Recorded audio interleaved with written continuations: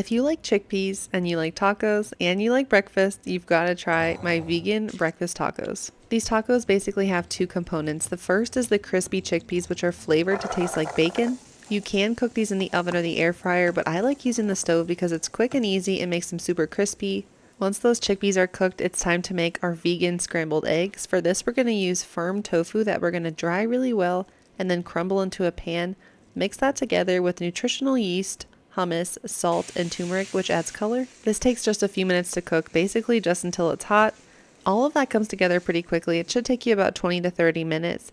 And those are the main components of the tacos. From there, I like to top it with cilantro or salsa or pico de gallo. And these are also really great for weekday meal prepping. You can just make each part separately and then store them in the fridge until you're ready to eat and then heat them back up on the stove. And that is how you make next level vegan breakfast tacos. Let me know if you try it out, and happy cooking.